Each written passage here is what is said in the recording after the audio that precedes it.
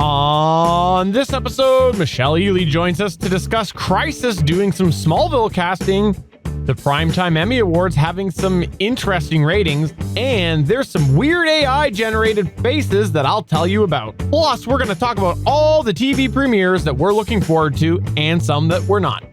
This and more in this week's show. I'm Anthony Bachman from All Things Good and Nerdy, a geeky podcast part of the Gonna Geek Network, just like the show you're checking out now.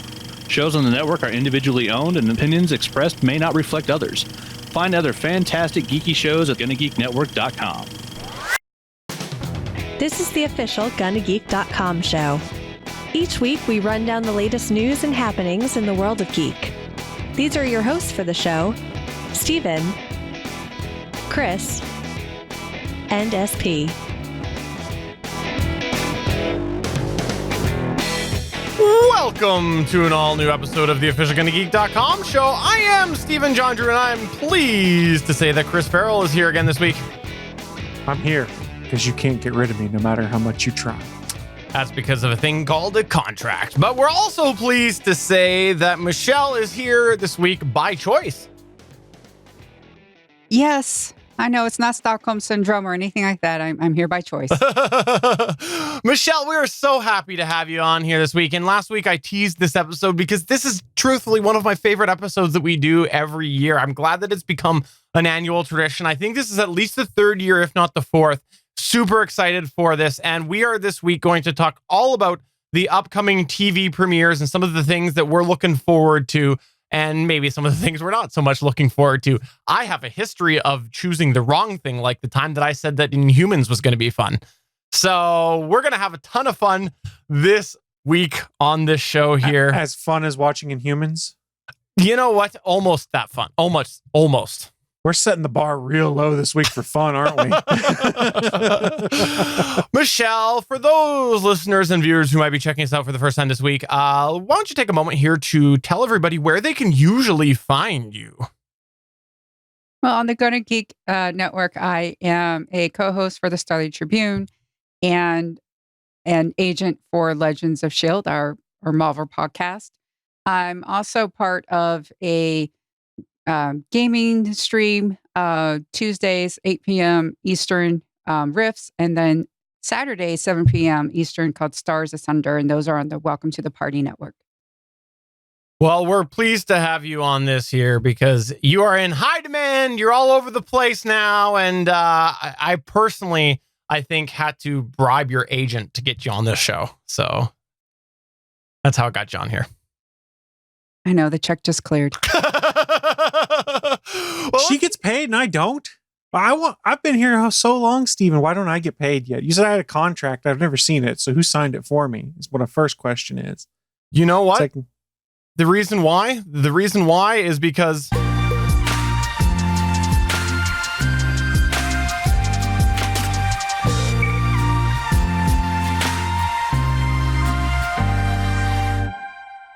was that a good enough reason for you there, Chris Farrell? My agent's going to hear all about this, and you're going to have a letter of official complaint sent to you within the next, 15 minutes. That's okay. I'm used to you sending things my direction, such as Hitman. I dodged a couple of those a couple of times from you. Wait, what? That wasn't you? That wasn't you? You didn't send it? That was SP, not me. Okay, you might want to lock your doors. Moving on to the news here. Let's go ahead and get to some Crisis news. Chris Farrell, you've been itching to talk about this week on this show. I know you talked about it on the Starling Tribune a few days ago, but you've been wanting to talk all about it on this show this week, right? That's true, and it has evolved since we last talked about it on the Starling Tribune. But if you've been watching the CW superhero TV shows that are all set in the DC universe, you know they are gearing up for what is arguably one of the biggest comic crossovers of all time brought to the small screen. That is Crisis on Infinite Earths. And in the comics, it's where literally multiple Earths are brought together for some cataclysmic battle where everything is then resolved and put back together in one single Earth. You have instances of multiple Supermen, multiple Flashes, things like that. So there's a lot of fun that can be had here. And this, I guess, winter time frame spanning over into the early January timeframe is the Crisis on Infinite Earths, a 5-part crossover on pretty much all of the CW television shows. Where it gets interesting is it's important. They've brought in a lot of guest stars we may not have expected. Now, there are also rumors of guest stars that I don't imagine are going to pan out. One specifically people keep saying is Mark Hamill's going to appear as the Joker. Don't believe them because the websites reporting them are websites that are wrong more often than not. So nothing official is out there on there yet, and there's really only 2 places reporting it, and their track records not so great. But we do know some of the other stars that are going to appear in Crisis on Infinite Earths. So here's some of the stuff we knew before big casting news dropped last week. Burt Ward, yes, Robin from the 1960s Batman TV show, has an unrevealed role at this time in Crisis on Infinite Earths. We don't know if he's going to be a retired Dick Grayson or if he's going to just be in some other role, but there as Burt Ward. We're not sure, but what a pull is that to go to the 1960s Batman to bring in Burt Ward. I'm excited. If Adam West was still alive, I'm sure they would have gone after Adam West as well. And I kind of get the feeling that Adam West would have been totally on board with appearing in some capacity in this crossover. I totally agree. And I think that that's pretty evident by all of the different Batman nods that he did during Family Guy's run. Definitely, I think that he absolutely would have been. That is true. He did do a lot of funny stuff in his Family Guy run. So did Carrie Fisher, actually, too. That's true. 2 characters you won't see on Family Guy anymore. So what's the big news? What's the big news for Crisis? Well, before we get to the big news, real quick, we also have some other stuff just so people are aware to describe how interesting it is. Brandon Routh, who plays Ray Palmer or the Atom in Legends Tomorrow, he will also be playing the role of Superman from the Kingdom Come comics. So there's one Superman in here. Oh yeah, and Tyler Hoechlin, who plays Superman in the Supergirl, will be reprising his role as Clark Kent / Kal-El, as well as Elizabeth Tulloch will return as Lois Lane, his wife. And some of the most interesting casting news, and I think we might have talked about it on this show, Kevin Conroy, and if you grew up like me in the 80s and 90s and watched the Batman cartoon show, that name should be familiar because he's the voice actor who's played Batman since 1992 in pretty much every incarnation of the Caped Crusader. He will have a role in Crisis on Infinite Earths as Bruce Wayne, his first time playing Batman / Bruce Wayne in live action. That's really cool.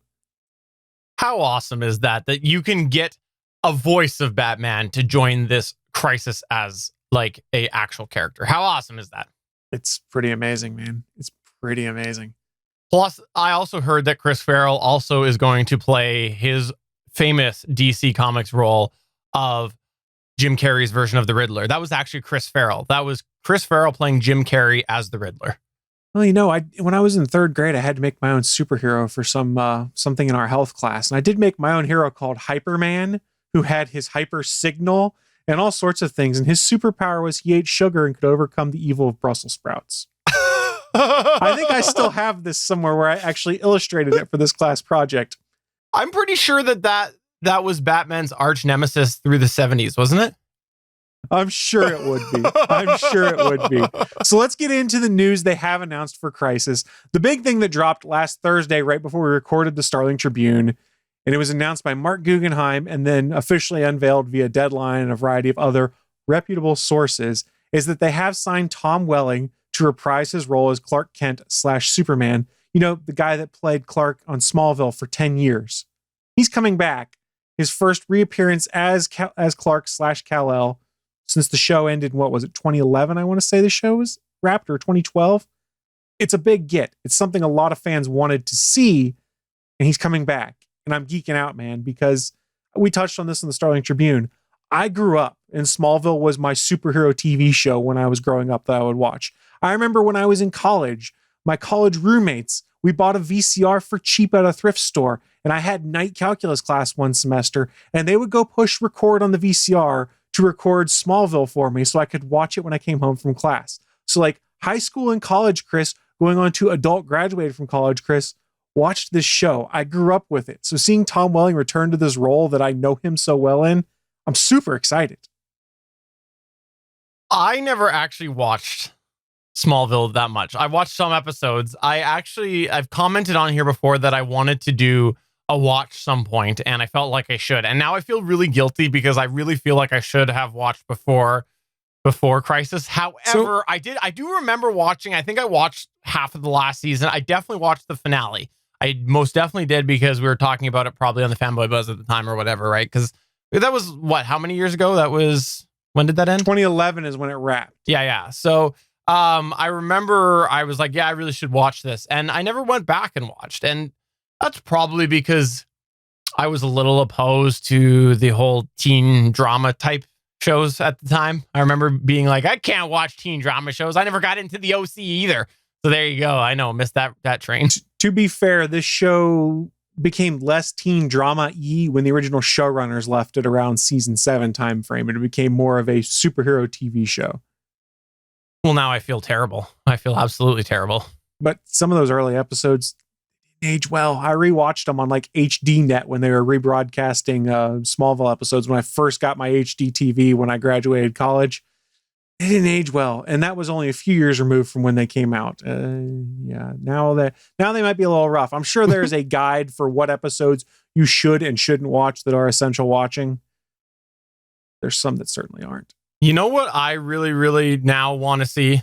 I actually really don't, but I'm going to play this up like I am. So you know what I really, really want to see is, of course, some Terry Hatcher and Dean Cain. Just round it all off there. Just hashtag bring them.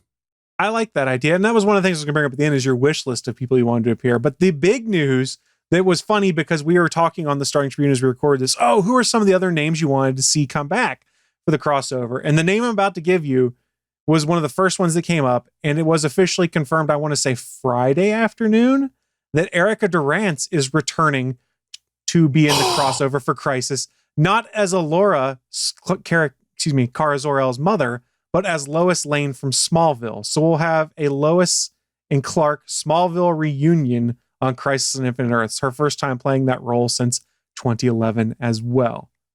Okay, so let's get to a couple of points on here. Number one, for a very, very, very long time, I have been saying that pretty much as soon as they brought in Brandon Routh, they could definitely bring in anybody. And people were at one point, even after this was announced, about Tom Welling coming in, dismissing the fact that I was like, well, let's bring in Dean Cain. And people were like, well, you can't because he's already in there. And then I loved that they ended up bringing in Erica Durance because she already is on Supergirl and has played a character on there. So how awesome is that?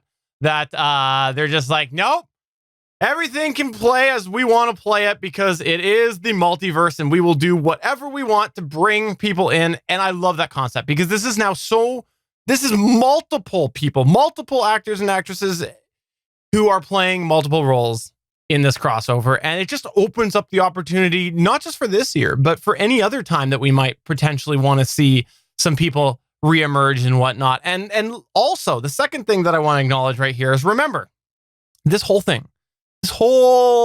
thing started off really with a Justin Hartley Green Arrow tease. If you remember, there was the original teaser for last year's crossover. You saw his costume as the Green Arrow. This whole thing really started with that, and I love it. You also saw John Wesley Shipp in his costume as the Flash from the 1990s in that teaser as well. I'm talking about the Smallville tie-in. The whole Smallville thing really started there. I think that we didn't have any other nods to Smallville until that point because the actual crossover music was after that tease, right? Yes, where they actually went to the Kent farm that we saw in Smallville and played part of Remy Zero's Somebody Save Me when they transitioned to it. Because if you watch Smallville, that song is imprinted upon your brain because you heard it 22 times a year for 10 years. Here's the thing. I mentioned this. I barely even watched that show. And even whenever I hear that, know exactly. Like I picture the intro. I don't know why. Maybe just because like I did watch the intro a few different times. I don't know, but like I instantly picture the intros and I've barely watched Smallville. So that's how powerful that truly is. Michelle, you've been quiet here. How excited are you? I am so excited that Tom Welling is back. I loved his run on Lucifer. So he is still on top of his acting game and he still looks good. I'm just so happy. I do have a wish list as well. I have names on mine. I know in the chat, people are talking about Allison Mack because she can't come back for legal reasons. Someone else who can't come back for legal reasons is Sam Jones III, who played Pete Ross. Yes. So those are two people that, we wouldn't mind seeing, but they got in trouble, so we won't.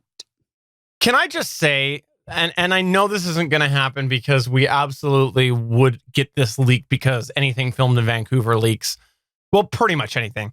Would it not be awesome to have Michael Rosenbaum? Because I do remember Michael Rosenbaum's Lex. Lex, of course, Lex. See, I want to see him come as Wally West because he was the voice of Wally West in the Justice League cartoon, just like Kevin Conroy was the voice of Batman. How cool would that be for just a subversion of what we're expecting? Be like, oh no, Michael Rosenbaum's here, not as Lex, but as Wally West.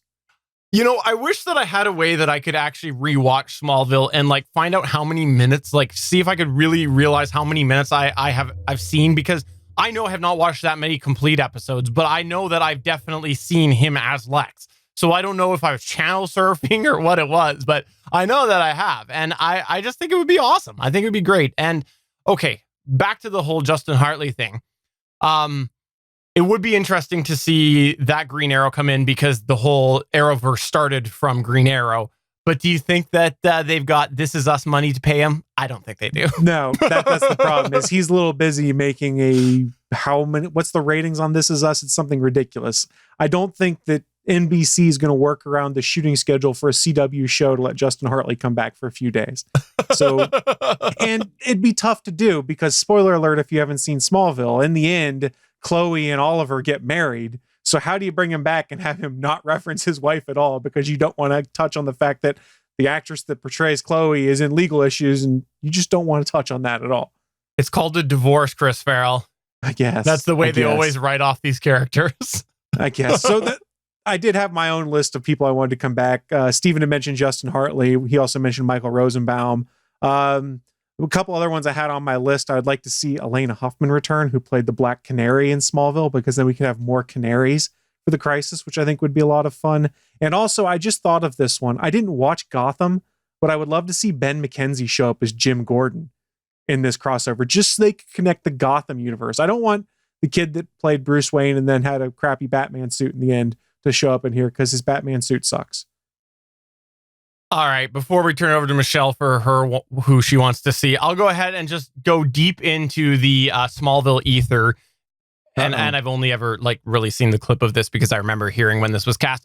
We'd like to see the Smallville version of Lightning Lad come back, only because the actor is a guy that grew up in my fair city and I personally know. So there you go. Bring back Lightning Lad. I forgot they did do. Oh wow, they could actually do that. That was what was so impressive about Smallville, is they swung for the fences on random DC character that's going to show up this week and had just weird, crazy stuff. And it worked. It was fun. Michelle, who's on your wish list of people you'd like to see, especially considering not just Smallville, but the fact that we have multiple people playing multiple characters? Reach into the ether. Well, first, when it comes to Mark Hamill, I would rather see him as the Trickster instead of the Joker, because I love his Trickster in the Arrowverse when he comes on Flash. That would be my preference. Digging into the Smallville hole here, Annette O'Toole as Martha Kent. Ooh, yes. And of course, Cassidy Freeman, who was Tess Mercer but found out to be Lena Luthor. Then we would have two Lenas. Nice. Nice. I like that idea. Nice pull. And, from, the Gotham thing seems kind of fun. If we're going to go that way, their Penguin, he was just awesome. Robin Taylor. Oh, what was his last name? Robin Lord Taylor. Yeah. Yeah. Robin Lord Taylor. Yeah. Oh, I didn't even think of that. I love that idea, Michelle. That would be fantastic. Because him just coming on and just doing a little over dramatic, what is this? Or this is my Gotham. It's something like that. It was just, because Gotham, look, after season 1, it's like they got the right to just go bat bleep crazy, and they did, and it became wonderful. I know Steven and I are the champions of Gotham on this network. It's so worth it. It's worth it. I like that idea. That's a solid idea. And at this point here, I'll take honestly whoever from whatever franchise they want to pull in. I love the idea of them just going and bringing it all as canon, because then who knows where it goes in the future. I'm totally okay with as many appearances from as many different shows that are within the DC Comics properties as we want. And I know we won't get anything from the movies, so let's be clear on that. But if they wanted to give a nod to any of the movies, be okay with that too, even if it was just in passing. I can't wait to see this, and this was a really good announcement, and it's one that really, really, really in my opinion, needed to happen because of the Smallville tease. I know I mentioned that the last time we talked about this whole idea, but I think the way they really locked it into that Smallville tease with the crossover last year, this needed to happen. So that's awesome. While we were chatting about this at Geeks.live, we do run a live poll when we stream this live on Mondays at 8:45 p.m. Eastern. We like to have polls throughout the show. And I asked, did you ever watch Smallville? And we had 29% say they watch regularly, 14% said they watch sometimes, 29% said only seen a few episodes, and 29% said I've never watched Smallville. And that's bouncing all over the place, including right now where that's switched to 38% for watching regularly and 25 and 25 for the last two options. So that's awesome. Looks like lots of people did watch Smallville who are watching this show live. All right, let's move on to the next news point here, which is all about the Primetime Emmys. Michelle, what have you dug up with the Primetime Emmys this time? Well, the Emmys were last night, and I wanted to go over some of the winners. Game of Thrones won drama series again. It's its last season, so not a lot of people were surprised. One of the things that I really enjoyed was Billy Porter winning lead actor as Pray Tell from Pose. First, I love Pose. I know it's not a geeky show, but it's wonderful.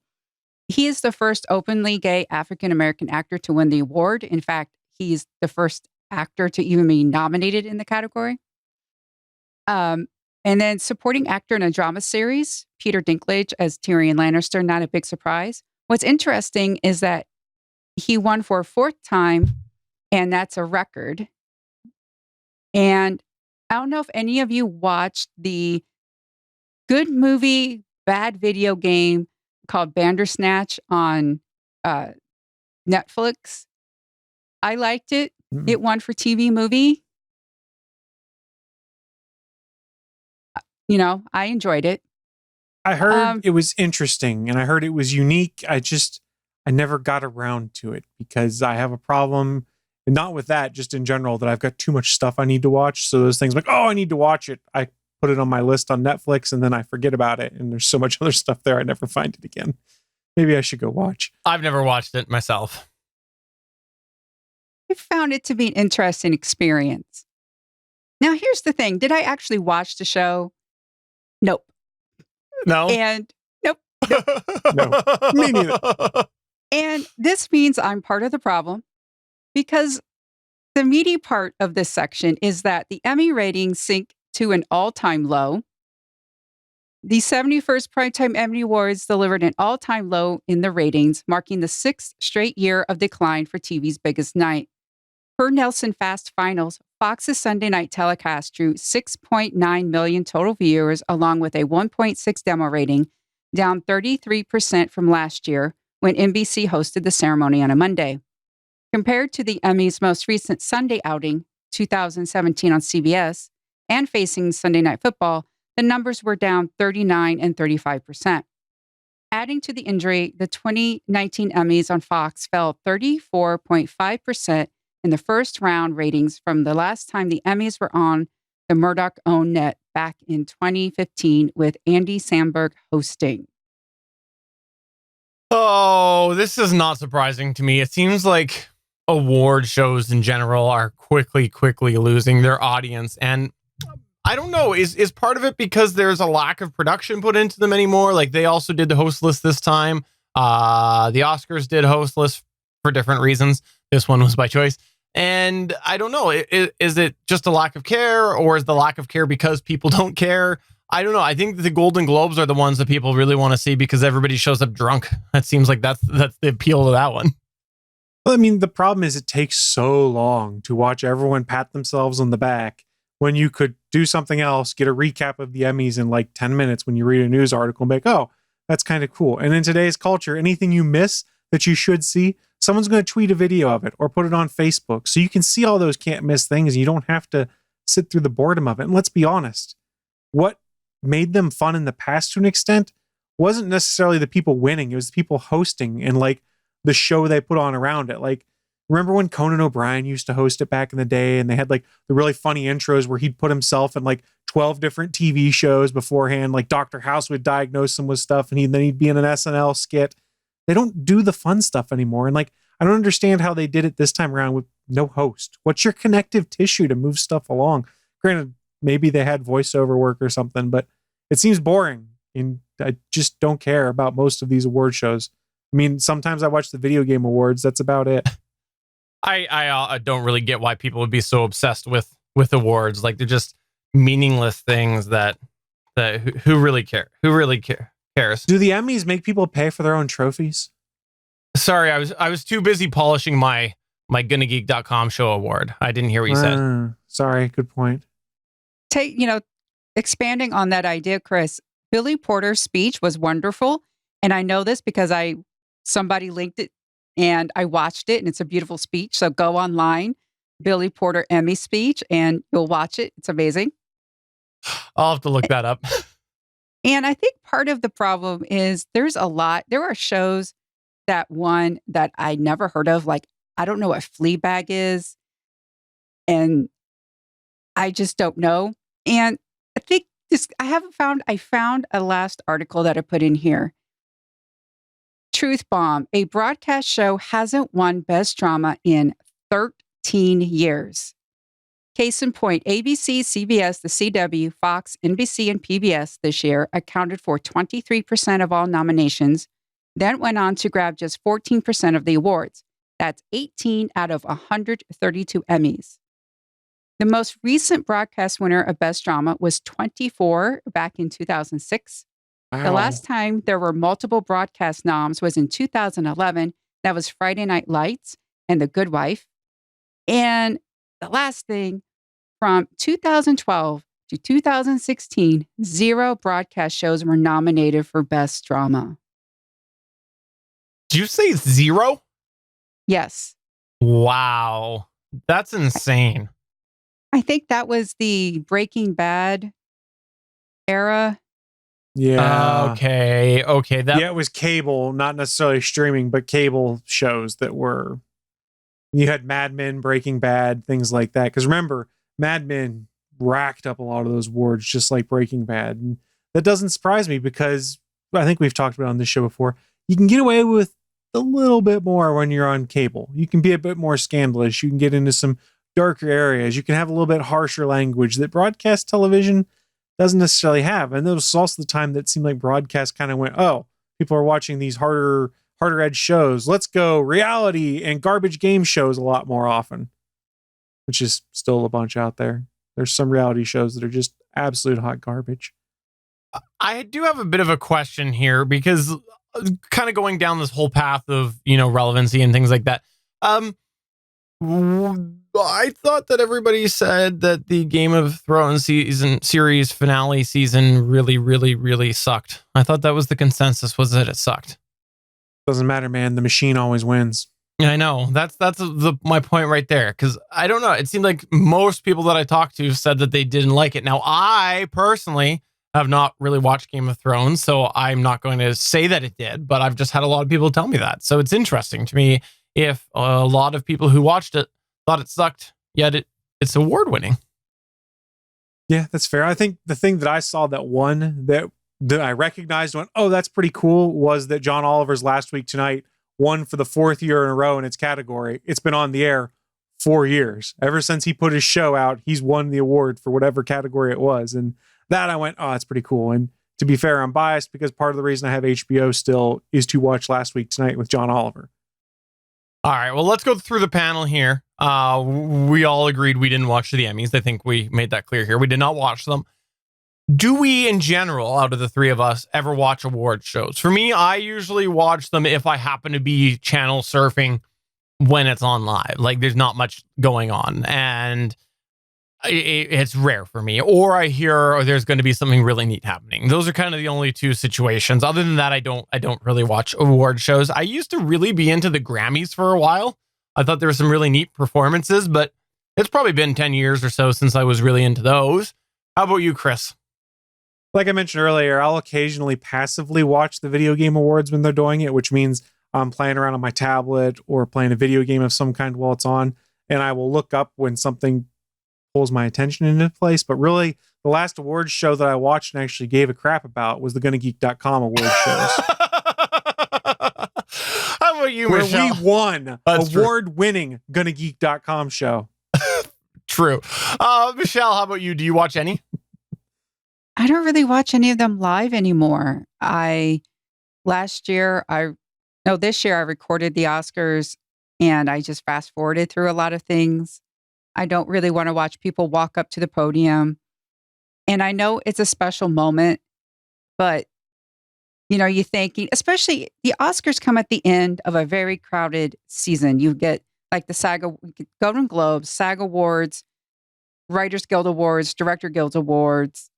And by then, it's like because you have all the Guild Awards and the SAG, you pretty much kind of know who's going to win the Oscars. And it's just like, why? Yeah, that's a good point. Mm-hmm. And with the Emmys, it's just, some of it is we're in an era of we have a lot. And it just seems as though, like our generation who was younger, we had no geeky TV, we had no geeky anything, and now we have all the geeky stuff. There is a bountiful selection. And like, to me, it's like, why wasn't The Expanse nominated? I think The Expanse is one of the best television shows out there or ever. Why wasn't that recognized? Yeah, it becomes like we see quality in other different spaces, and we're just like, why don't they have a seat at the table? I agree with that. And I think that there is really some progress that needs to be made with the whole consideration for the applicable awards and whatnot, because you do have a lot of critics and whatnot that are involved with many of these awards that have the older school thinking. And I don't always fault them for that as well, because the distribution model has just blown up with the way that things can be distributed. And there has to be a line somewhere at some point. Now, does that line need to move? I think it absolutely does need to move. But the problem is where that line sort of is right now. You exclude a ton of content and a ton of people. So we're sitting here looking at things like The Expanse saying, why was that not nominated? But that's sort of out of their wheelhouse and whatnot. And maybe it needs to get into the wheelhouse, right? Like, I think that there's a lot of evolution that needs to happen before these awards really become a little bit more relevant, in my opinion, to what a lot of the general public does watch. You got to remember, though, the stuff that we like isn't necessarily the stuff that the general public does like as much. I mean, it's criminal that Battlestar Galactica could win a Peabody Award, but could not even get a nomination for any of these other shows at some point in time. Tell me honestly that Edward James Olmos or Mary McDonnell didn't deserve an award. They were phenomenal on that show. Fair enough. As we were talking about this at Geeks.live, I did end up putting a poll on there. I asked, do you watch any award show? And we had nobody say they watch them regularly. We had 25% say they occasionally watch them. 20% said, I never watch them. And 60% said, I hate award shows. So there you go. I love our chat room. I love our chat room so much. I'll say that I'll say I dislike most of the award shows. I don't necessarily hate them, except for the podcast awards. I hate those. Moving on to the next news point here. Let's talk about some CGI stock faces. Yes, CGI stock faces is a thing. And this is something that I came across today or yesterday. I wanted to talk about. There's a website called Generated Photos, which has made 100,000 photos free for public use without requiring any explicit permission or any copyright issue. So why is this news? Well, these 100,000 photos are computer generated. They're not real people at all. This is helpful for content creators and web designers and other artists and professionals that are looking for royalty-free database for use. And again, these are not real people. They're all 100% computer generated. Now, while I was researching this article, I actually came across another website, which this is not photos you can use. These are different. But if you go to generated.photos, that's generated.photos, there is a randomly generated photo that will display when you go there. And I was kind of clicking through these and I was like, holy cow, this technology is amazing, because a lot of them looked fairly convincing. When you're enlarged, not as much. There's a couple of things that looks a little artsy and whatnot, but if you were to shrink it down, it's very convincing as a real person. But why did I want to bring up this whole royalty-free thing? Well, we've talked a little bit about computer-generated faces before. Video is still making a little bit of progress. I think that's what we talked about last time. But these photos look really convincing, and I thought it was quite impressive to see the technology has evolved so much so that we could have just this made-up person that looks like a real person. The other thing as well is the technology seems to cover a variety of different types of body types. It's not just trying to make them all look like supermodel, looks like just Joe and Jane averages. It's quite impressive, the vast variety of types of people that will be, or that can be made with this technology. And the other thing as well that I think is really interesting is the concept of where do we go with stock models and royalty-free, just sort of stock footage in the future? Are we going to have people who are actual models for products, or are they just going to computer generate it now? Like, it'll be interesting to see where the future is for this sort of stuff, because it is getting very, very convincing. And maybe if we're looking for a runway model or somebody who's moving and talking, that might be one thing. But for somebody sitting in your Sears catalog, I use Sears because they're bankrupt and they won't sue me for using their name. Sears catalog, maybe we just use computer generated imagery now. It's pretty impressive. And if you want to check this out, you can go ahead and do that. I'll have the link in the show notes at gonnageek.com. But yes, generated.photos is, I'm sorry, I said that wrong earlier. Generated.photos is the one where you can download the free ones. If you go to thispersondoesnotexist.com, that's the random page. I'm sorry, I messed that all up. Thispersondoesnotexist.com is the one that is not royalty free. Generated.photos is the royalty free one. So both of those there will be in the show notes at gonnageek.com. Go ahead and check those out. It's really, really interesting. Michelle, are you creeped out by this? Very. This is what's interesting is like we have an older generation who doesn't like. I have got family members who, whenever they see something on Facebook, they just think it's true. They don't check it out. And unfortunately, we also have other, my age and younger. They don't verify things. They just take it at face value. And being able to recreate someone and have them say something, it's just, it's dangerous. It needs to be. There are movies and books about this. I mean, it's like we've had these warnings all these years. I don't understand, but we need to be careful.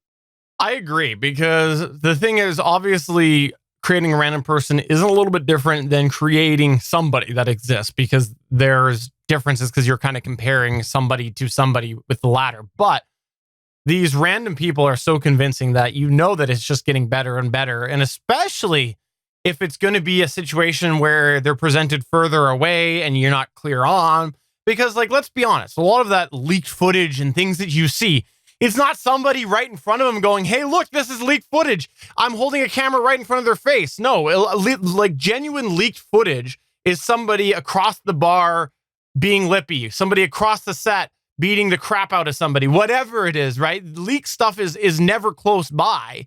And so all of those problems go away when you are recreating footage, because generally that person's going to be away and you don't have to worry about just the close-up detail. When you look at things like the things I was just talking about, they're close-up pictures and they're very convincing. So, like, this is scary. I agree totally, Michelle, 100%. How about you, Chris Farrell? Are you happy that you're going to be able to leave the gonnageek.com show but still keep your seat soon enough? I think this is fascinating. I think there's a difference between this and what is called the deep fakes, where you can basically take a bunch of imagery of someone and assemble a video of them saying something. There's been examples they've shown of deep fakes of, like, making President Obama speeches he never made. That's scary. That's strange. But being able to create random people and so convincingly, that's interesting. And I think there's potential for entertainment purposes, for gaming purposes and stuff like that when it comes to building NPCs in game. I'm intrigued by it. While we were talking about that, I did run a poll at Geeks Live, and I asked, what do people think of the AI-generated faces? And we had 33% say that they loved the idea, that technology is awesome. Another 33% said it's okay, I guess. And the last 33% said die AI. AI is going to take over the world. So apparently 33% of our audience will no longer live once the AI takes over.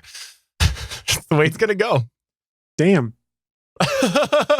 And let's go ahead and move on to our featured segment. Here we go.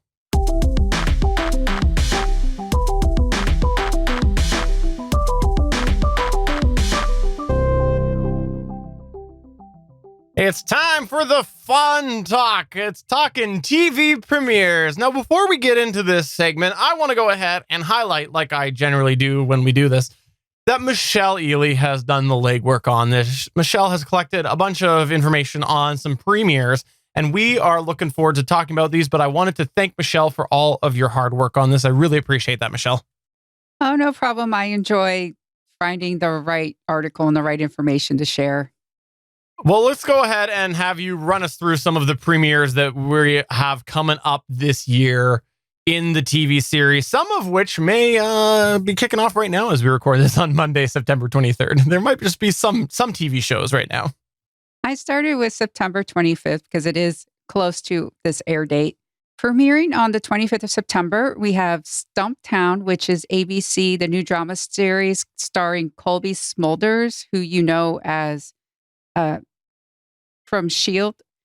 And, you know, she's the S.H.I.E.L.D. agent Maria Hill. So she's got her own TV show. And Stumptown is also based on a comic book of the same name. On CBS, we have Survivor, which starts season 39. Now, keep in mind, Survivor does like 2 seasons a year. So it hasn't been on the air for 39 years. Kind of feels like it, but it's been more like 19 years. But the thing is, even if it was on for 39 years, Jeff Probst would look exactly the same because he has had so much work done. I mean, what? I know he's like the reality Wow. TV version of Patrick Stewart. It's amazing. Or he has a very good surgeon, one of the two. Wow. Well, he can afford it. True. We next have season 2 of The Masked Singer on Fox. I liked season 1. It was fun. I couldn't believe I actually got T-Pain correct, and I could not believe I did that. It was just amazing. I didn't watch The Masked Singer.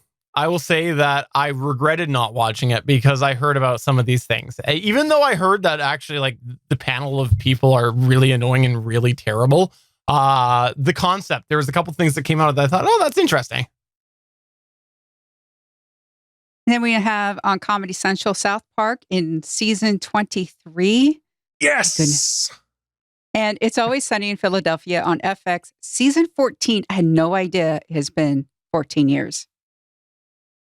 Both those last 2 shows, hilarious. I cannot wait to see what South Park does when they come back. The only problem is we get like 8 episodes of South Park in a season. So Can I admit something? admit. Probably count on both hands the amount of South Park episodes I've ever seen. Oh, wow. Yeah. I love that Ditto. show. You know, great. and I haven't even watched the movie. I've watched Blame Canada. I have had it sang to myself many, many times by people like Chris Farrell, but that's about it. I have seen the movie. Chris is looking shifty eyes right now, by the way, for those audio listeners. And the reason he's looking shifty eyes is because it's the reason that I fired him from Fanboy Buzz. I killed the fanboy buzz.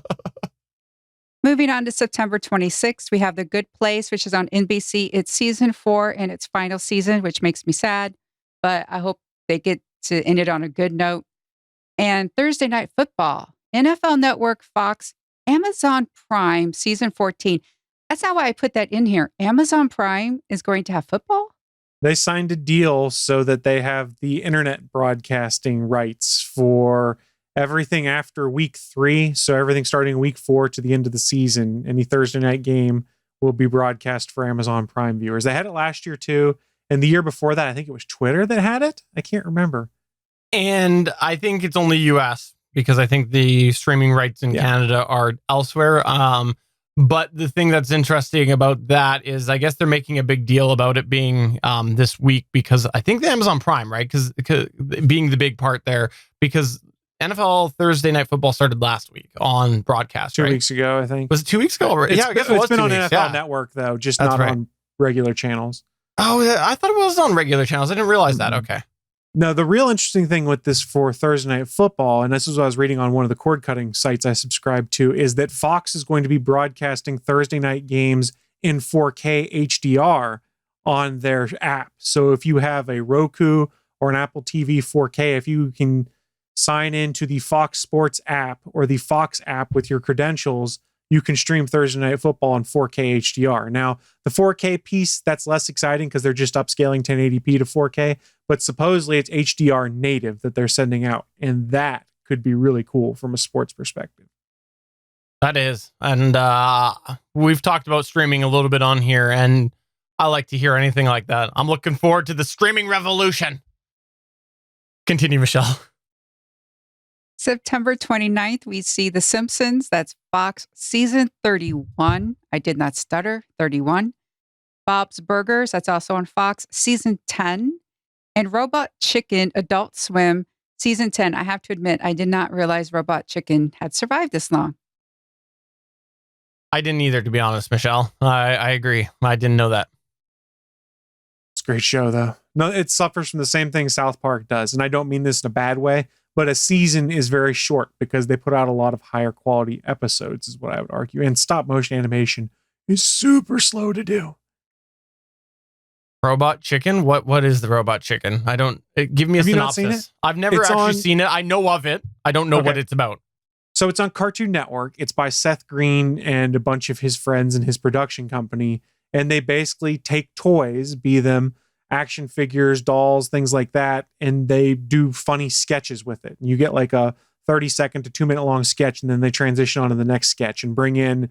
They've got crazy voice talent that comes in guest stars all the time. Like Katie Sackhoff's on there, a bunch of other characters from TV shows that'll just randomly appear as a guest voice. You're like, the hell's going on? And it touches on pop culture and geek humor and stuff like that. It's really funny. And the old stuff actually holds up really well as well. Yeah, because I knew of the name. I didn't know that it was still on. I thought that it would have ended forever ago, given when I remember hearing about it many, many years ago. But I had no idea what it was about. So interesting. Sounds like I'm not missing out. Chris's face right now. What else we got, Michelle? October 4th, we have The Blacklist, which is on NBC. That's season 7. And we got Friday Night SmackDown. It's a season premiere that's going to be on Fox. I guess that's wrestling. They signed like $1 billion+ deal with Fox to move SmackDown to Fox in a prime spot. Supposedly they're getting a spin-off show on Fox Sports 1 that's like a Sports Center type thing. It's interesting because we're getting a new war when it comes to professional wrestling that it's not really a war, but fanboys would have you think that because you've got Monday Night Raw, Friday Night SmackDown, and there's a new company called All Elite Wrestling that premieres on October 2nd on TNT with their show called Dynamite. So it's a return back to the Monday Night Wars almost as we had with WWE, WCW. It's interesting. I am more intrigued by the All Elite Wrestling side of the house because I think the WWE product's kind of boring and stale at this point in time, and there's better wrestling on AEW. But that's neither here nor there. I think it's interesting from a fan perspective that there's so much wrestling coming back again. So much wrestling. You should start a podcast with Cody Goff. Yeah, I approached him with it at one point in time, but I don't think Cody has the time. Well, you should make him make the time. That's what you should do. Michelle, what else we got? October 6th, we have Batwoman, new drama on CW. Supergirl, season 5, that's also on CW. The Walking Dead, AMC, season 10. It's been 10 years of The Walking Dead. Wow. Mr. Robot, that's on USA. It's the 4th and final season for that show. And Star Wars Resistance, that is Disney XD/Disney Channel. It's season 2, but also the final season for that show. I was curious about the whole CW lineup here and them putting Batwoman and Supergirl on the same night. Do you think that because Supergirl struggled so much last year, they're trying to pair it with a show that has some buzz like Batwoman? Yes. Okay, because that's sort of my theory on it. So that's why I asked it in that manner. Yeah, Supergirl released a trailer today, or an extended one today, really hyping up like the action and a new supervillain. Basically saying we're a comic book show now, not a reality mirroring show, which is what happened last year. Oh, I just hope that they do go back to that because honestly, last year was garbage. It was hot garbage. I'll say it. Terrible. Starting October 7th, we have a lot of shows premiering on the CW. On the 7th, we have Black Lightning in its 3rd season. The 8th, we have Flash, which is season 6. October 9th, Riverdale, that's the season 4 premiere. Nancy Drew, that's a new drama on the CW. October 10th, Supernatural in its 15th and final season. Legacies, which is season 2 premiere. October 11th, we have Charmed, its 2nd season. And October 15th, we have Arrow in its 8th and final season on the CW. And just as a reminder, Arrow is a half a season this year. And Correct. I'm going to say it. I think that it's a extended part of the series because it's pretty obvious that last season was supposed to be the last of this series. Seemed like that was definitely written that way, contrary to what they will have you believe. I'm of the opinion that Stephen Amell's arm was twisted quite heavily to make that happen. That's my opinion. And he's already lined up his next gig post Arrow too. So yes, good for him. I know. I can't wait for him to join us on this show. It's going to be awesome. Yeah. Okay. I will gladly step aside if Stephen Amell wants to come join the show. It'll then be the Stephen Squared show as SP and I will both quit so that Stephen Amell and Stephen John Drew can have their show. Sure. Sounds good. I'm happy to do it. In fact, I will give up the name Stephen just so he's the Stephen on this show. I'll just be John Drew, just John Drew. Well, and Stephen Amell's got a gig lined up, and if you believe the rumors, Jared Padalecki on Supernatural has a gig lined up. I was reading today. Supposedly CBS is targeting him to be Walker in the Walker Texas Ranger reboot. Because why we're rebooting that show, I haven't figured out. The only good thing that came out of it was when Conan O'Brien had the Late Show and could do the Walker Texas Ranger lever and pull that from time to time. I was not a Walker fan, and I'm like, why? Why are they doing this to me? But kudos to Jared Padalecki for having a new gig lined up because, hey, network TV, that's going to pay pretty well. So before we move on to the next ones here, let's bounce back to Arrow here. Why is Arrow coming so much later than the other ones? Like, what's up with that? Do we know what the reason is for them starting it a week after everybody else? It's because it is 10 episodes long. So when they broke down the year, they had to make sure that the crossover falls a certain way because the crossover is not the season finale of Arrow. A lot of people think it is. It is not. There's going to be more Arrow after Crisis. It keeps stressing that over and over again. And I think that's why it started late. It's all about the timing. Okay, that makes sense. I forgot about that. I'll admit that. All right, what else is on the list there? Hey, finishing up October 20th, we have Watchmen. That's the new drama on HBO, the adaptation of the comic. October 21st, Catherine the Great, also on HBO. I bring that up because it's starring Helen Mirren, and I love Helen Mirren. October 23rd, Castle Rock, that's on Hulu. It's the 2nd season. October 27th, Silicon Valley, HBO, season 6. It's its final season. And Barefoot Contessa, I bring this up because it's been 17 seasons of the Barefoot Contessa on Food Network. I can't believe she's been around this long. Wow. No joke. That's crazy. I was going to say, I'm excited for Silicon Valley. That being said, I'm still like 2 seasons behind, so I'll get to it eventually, but great show. Great show. Moving on to November, Tom Clancy's Jack Ryan. That's season 2 on Amazon Prime. My mom was happy that was renewed. November 4th, His Dark Materials. That's on HBO. That's new. A lot of people are looking forward to this adaptation. November 10th, Shameless. That's on Showtime. Season 10 for that show as well. November 11th, Blue's Clues and You. It is a revival of Blue's Clues and it's going to be on Nickelodeon. Is it with the same guy? Is he coming back? No. Oh. I thought they had him back in like a cameo or something. Steve was coming back. I thought I'd seen something on Twitter. Oh. Well, that's disappointing. What's the point now? Why bring it back without him? Money? All right, fair enough. Fair enough. November 12th, we have The Mandalorian on Disney Plus. Also on Disney Plus on the same day, High School Musical, the musical, the series. And The World According to Jeff Goldblum, which it's Jeff Goldblum, and I think I actually might want to be a Disney Plus subscriber now, knowing that show exists.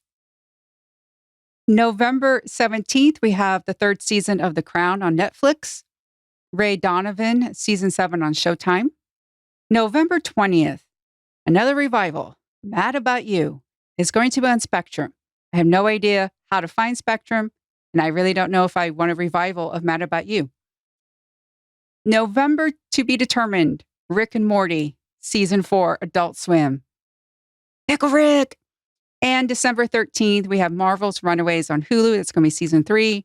And of course, the best television show, The Expanse, Amazon Prime. It's going to be season 4. That's a good set of premieres coming towards the end of the year. I have to say that. There's a couple gems in there, including that Mad About You reboot that you said you didn't want to watch. I'm just joking, by the way. I think that's going to be horrendous. But whatever. Bring it back. Why not? I am looking forward to the Jack Ryan. I really liked season 1. I thought it was a lot of fun.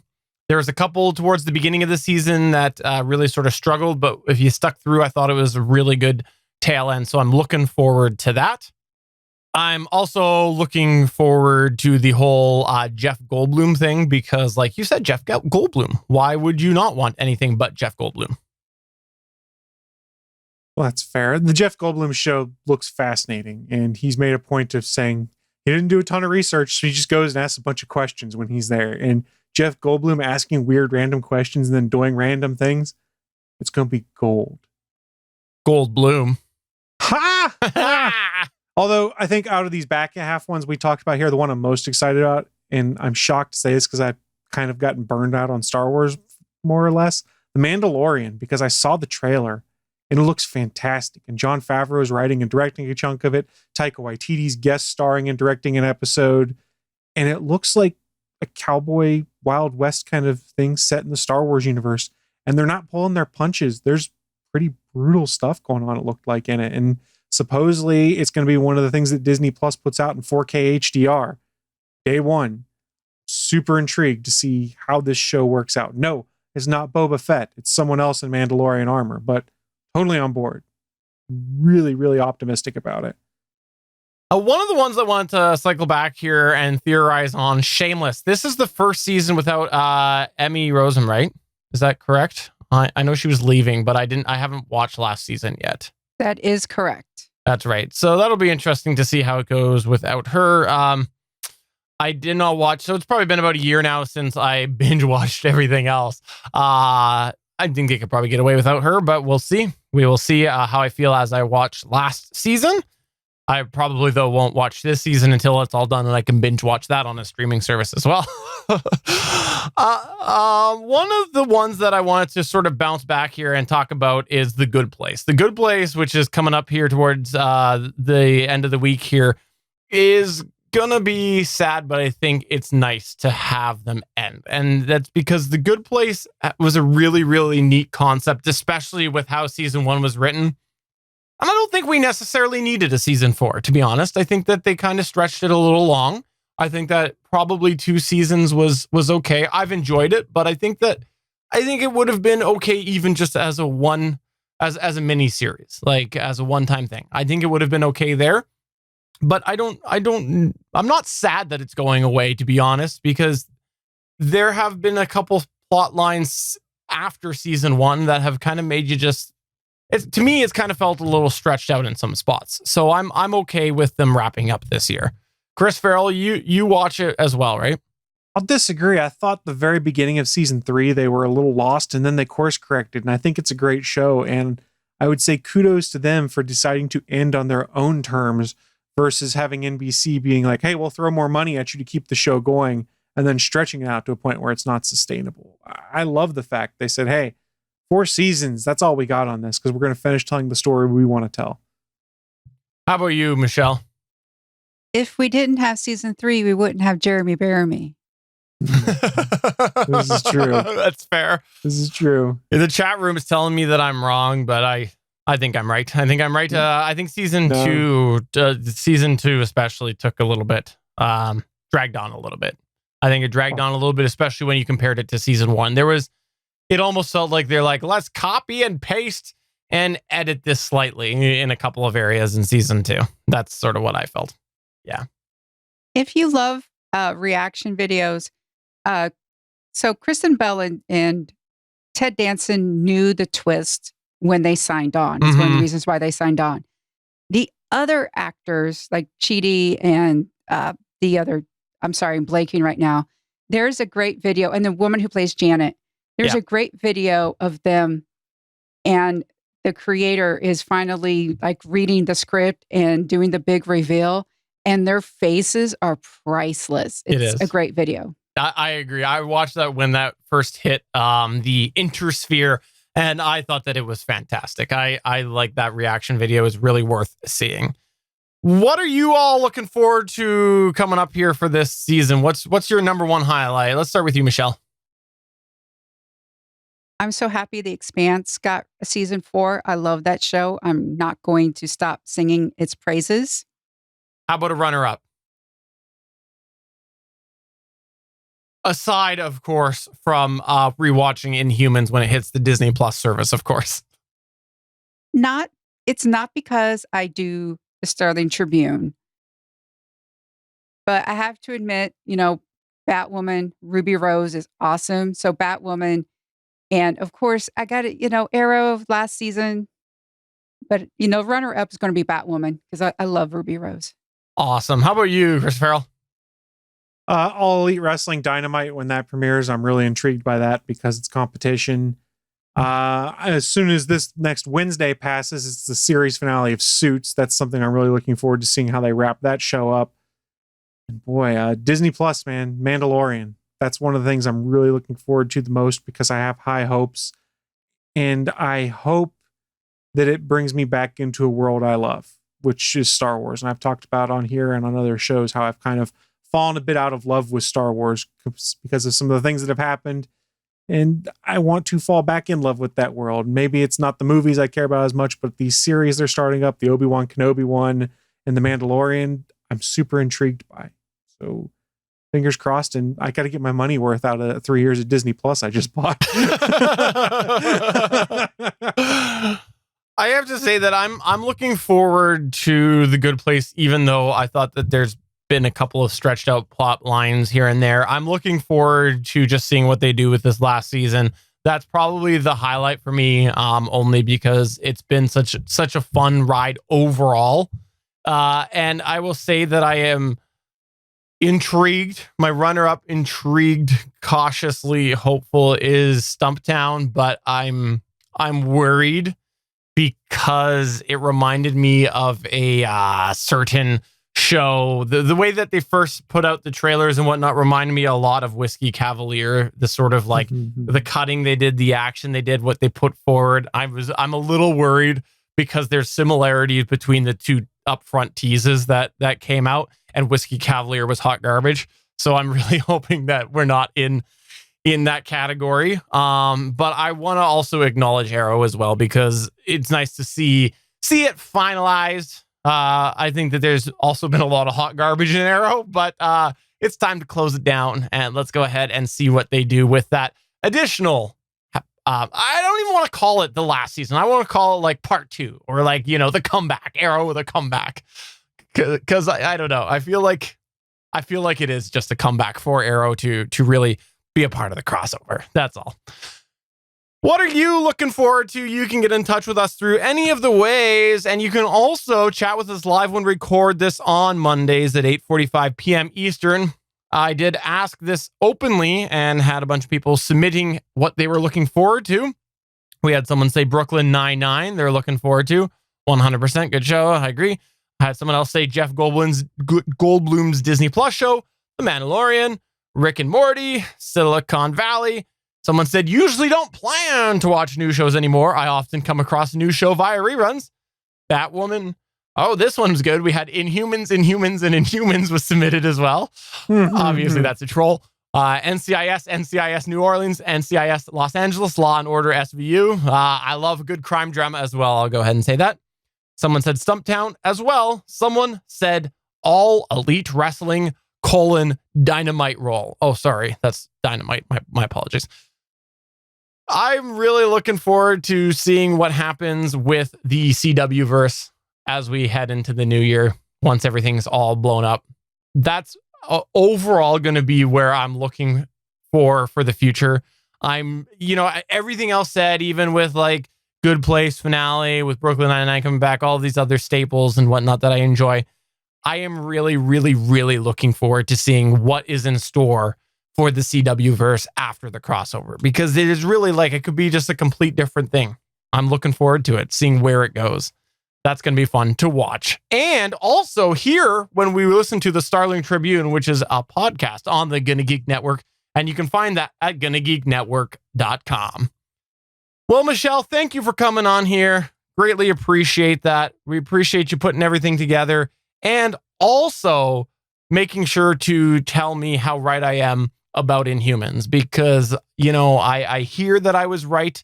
I hear that you think that I was right and that you think they should bring back season 2. That's what I heard.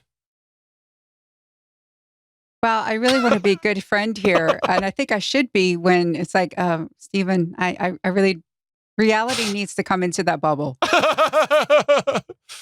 right. I'll stop mentioning Inhumans after this episode, but I think it was this time, was it 2 years ago? This time 2 years ago, I was... He won't do that's it. True. That's he true. He loves the Inhumans. It's his favorite television program of all time.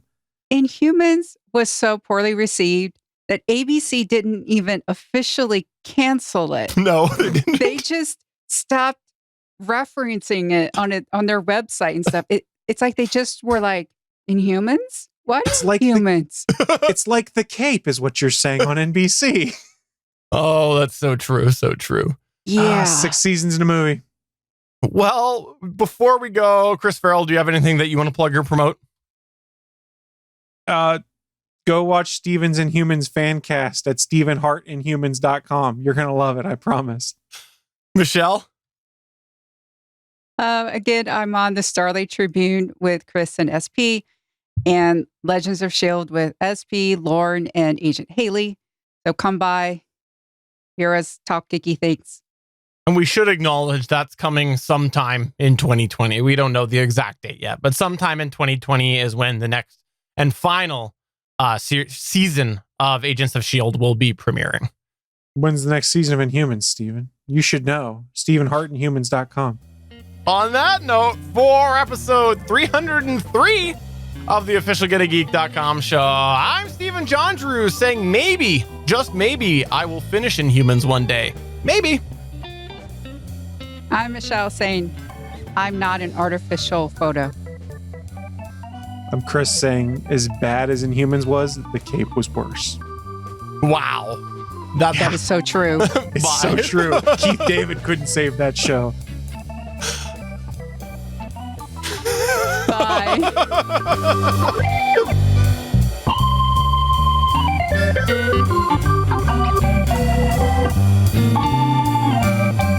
Thanks for checking out another episode of the official GonnaGeek.com show. If you like the show, please give us a 5-star review in Apple Podcasts or a thumbs up on YouTube. You can always join us for our live recording sessions, which stream Mondays at 8:45 p.m. Eastern at www.geeks.live. And remember, you can find our full back catalog at GonnaGeek.com/show. If you're itching for more geeky content, check out other shows on GonnaGeekNetwork.com. Voice work was by Emily Prokop of the Story Behind podcast. That's it for this episode. We hope to see you back again next week.